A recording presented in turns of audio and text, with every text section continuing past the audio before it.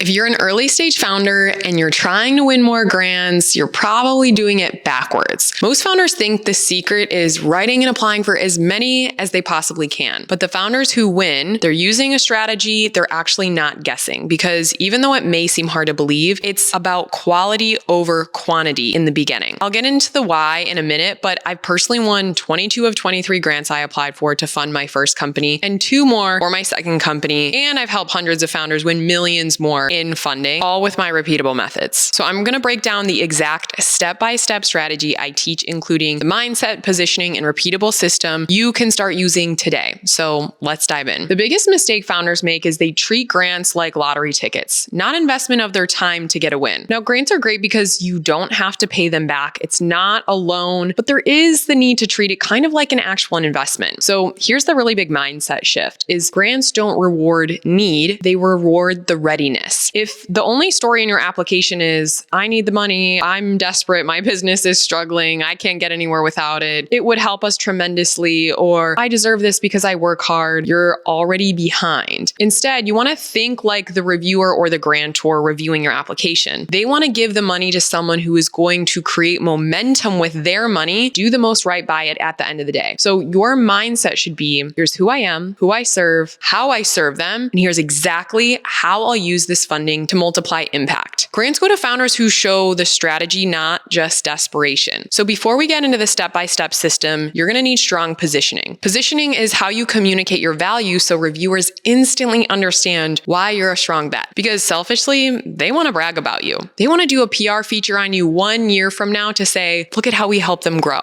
3 things really matter here. The first is communication. If I can't understand what you do in 1 sentence, neither can they. Don't write or pitch for a grant assuming someone understands your industry. The technicality or why everyone says your product is delicious or your app is revolutionary isn't going to cut it because everyone's using that jargon. The trick is to pitch them as if they're 10 years old. You want to dumb it down. They're overwhelmed by reading hundreds of other applications. So the goal is for it to be as easy to understand that they can go pitch your target consumer for you. That's one of the most advanced things that seems really simple. The second is traction. Most founders undersell themselves, and traction doesn't always mean revenue. It can be a wait list of customers, pre-sales, IP, like getting a pending patent, running your own survey for customer data, customer testimonials, any active or potential pilots, partnerships you're trying to secure, press features, no matter how early they are, small they may seem. You want to show momentum in any form. The third is alignment. Grants are partnerships. You need to show alignment between your mission, your impact, and their priorities. If you can connect those 3 dots clearly, you're in the top 1% of applicants. So to create a repeatable system that wins over and over with minimal work, you're going to build an answer library. Stop writing from scratch. Save all of your answers. But the key sections that you should have ready to copy and paste are your story, your elevator pitch, problem, solution, traction, competition, and your use of funds of the grant proceeds. These become your base templates. Step 2 is to identify grants you're aligned with. Don't apply for everything, and you don't even have to go niche. There are tons of grants that are general versus you trying to find one specifically for climate tech or your service-based business. And start with just applying for 1 to 3 at a time. You should also be running your business, not applying to 10 grants per day. Remember, quality over quantity,